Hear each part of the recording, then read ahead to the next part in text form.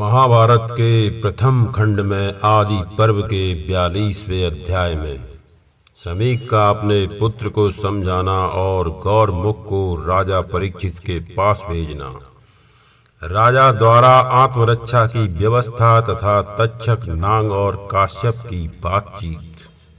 श्रृंगी बोला, तात यदि यह साहस है अथवा यदि मेरे द्वारा दुष्कर्म हो गया है तो हो जाए, आपको यह प्रिय लगे या अप्रिय, किंतु मैंने जो यह बात कह दी है वह झूठी नहीं हो सकती।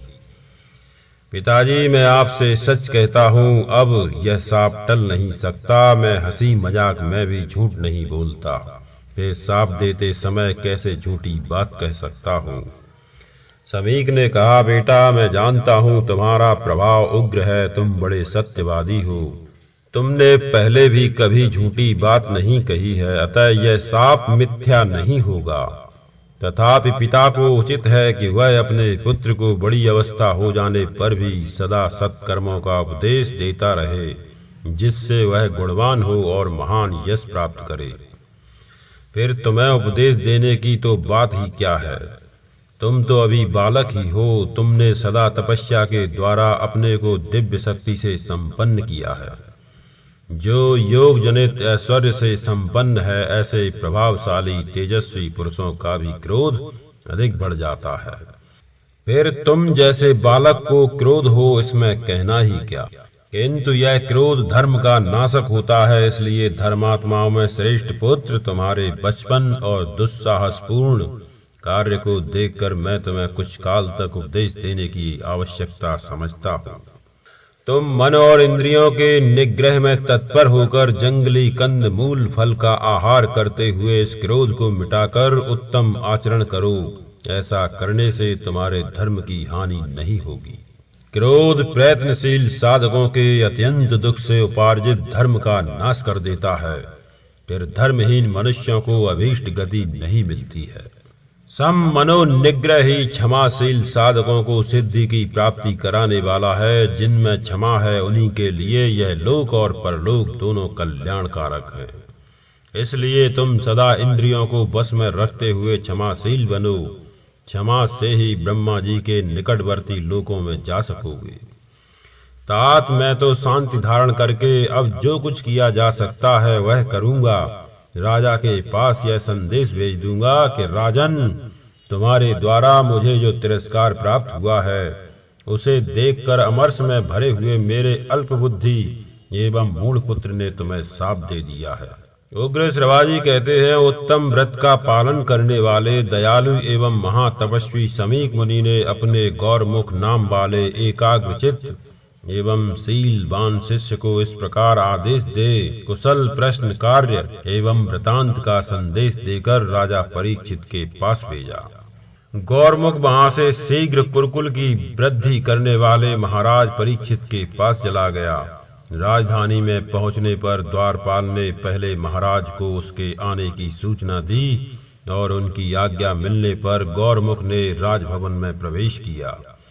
महाराज परीक्षित ने उस समय गौरमुख ब्राह्मण का बड़ा सत्कार किया। जब उसने विश्राम कर लिया तब समीक के कहे हुए घोर वचन को मंत्रियों के समीप राजा के सामने पूर्ण रूप से कह सुनाया। गौरमुख बोला, महाराज, आपके राज्य में समीक नाम वाले एक परम धर्मात्मा महर्षि रहते हैं। वे जितेंद्रिय मन को बस में रखने वाले और महान तपस्वी हैं। नर व्याघ्र आपने मौन व्रत धारण करने वाले उन महात्मा के कंधे पर धनुष की नोक से उठाकर एक मरा हुआ सांप रख दिया था। महर्षि ने तो उसके लिए आपको क्षमा कर दिया था, किंतु उनके पुत्र को यह सहन नहीं हुआ। राजेंद्र, उस ऋषि कुमार ने आज अपने पिता के अनजान में ही आपके लिए यह शाप दिया है कि आज से 7 रात के बाद ही तक्षक नाग आपकी मृत्यु का कारण हो जाएगा। इस दशा में आप अपनी रक्षा की व्यवस्था करें, यह मुनि ने बार बार कहा है। उस सांप को कोई भी टाल नहीं सकता। स्वयं महर्षि भी क्रोध में भरे हुए अपने पुत्र को शांत नहीं कर पा रहे हैं। अतः राजन, आपके हित की इच्छा से उन्होंने मुझे यहाँ भेजा है। उग्र श्रवाजी कहते हैं, यह घोर वचन सुनकर कुरु नंदन राजा परीक्षित मुनि का अपराध करने के कारण मन ही मन संतप्त हो उठे। वे श्रेष्ठ महर्षि उस समय वन में मौन व्रत का पालन कर रहे थे। यह सुनकर राजा परीक्षित का मन और भी शोक एवं संताप में डूब गया। समीक मुनि की दयालुता और अपने द्वारा उनके प्रति किए हुए उस अपराध का विचार करके वे अधिकाधिक संतप्त होने लगे। देवतुल्य राजा परीक्षित को अपनी मृत्यु का शाप सुनकर वैसा संताप नहीं हुआ जैसा कि मुनि के प्रति किए हुए अपने उस बर्ताव को याद करके वे शोक मग्न हो रहे थे। तदनंतर राजा ने यह संदेश देकर उस समय गौरमुख को विदा किया कि भगवान समीक मुनि यहाँ पधार कर पुनः मुझ पर कृपा करें। गौरमुख के चले जाने पर राजा ने उद्विग्न चित्त हो मंत्रियों के साथ गुप्त मंत्रणा की। मंत्र तत्व के ज्ञाता महाराज ने मंत्रियों से सलाह करके एक ऊंचा महल बनवाया जिसमें एक ही खंभा लगा था। वह भवन सब ओर से सुरक्षित था। राजा ने वहां रक्षा के लिए आवश्यक प्रबंध किया।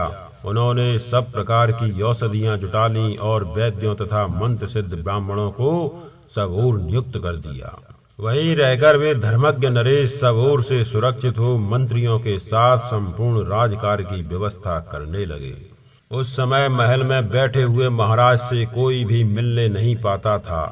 वायु को भी वहां से निकल जाने पर पुनः प्रवेश के समय रोका जाता था। 7वां दिन आने पर मंत्र शास्त्र के ज्ञाता द्विज श्रेष्ठ काश्यप राजा की चिकित्सा करने के लिए आ रहे थे। उन्होंने सुन रखा था कि भूप शिरोमणि परीक्षित को आज नागों में श्रेष्ठ तक्षक यमलोक पहुंचा देगा। अतः उन्होंने सोचा कि नागराज के डसे हुए महाराज का विष उतार कर मैं उन्हें जीवित कर दूंगा। ऐसा करने से वहां मुझे धन तो मिलेगा ही, लोकोपकारी राजा को जिलाने से धर्म भी होगा। मार्ग में नागराज तक्षक ने काश्यप को देखा। वे एकचित होकर हस्तिनापुर की ओर बढ़े जा रहे थे। तब नागराज ने बूढ़े ब्राह्मण का वेश बनाकर मुनिवर काश्यप से पूछा, आप कहाँ बड़ी उतावली के साथ जा रहे हैं और कौन सा कार्य करना चाहते हैं? काश्यप ने कहा, कुरुकुल में उत्पन्न शत्रु दमन महाराज परीक्षित को आज नागराज तक्षक अपनी विषाग्नि से दग्ध कर देगा। वे राजा पांडवों की वंश परंपरा को सुरक्षित रखने वाले तथा अत्यंत पराक्रमी हैं। अतः सौम्य अग्नि के समान तेजस्वी नागराज के डस लेने पर उन्हें तत्काल विष रहित करके जीवित कर देने के लिए मैं जल्दी जल्दी जा रहा हूँ।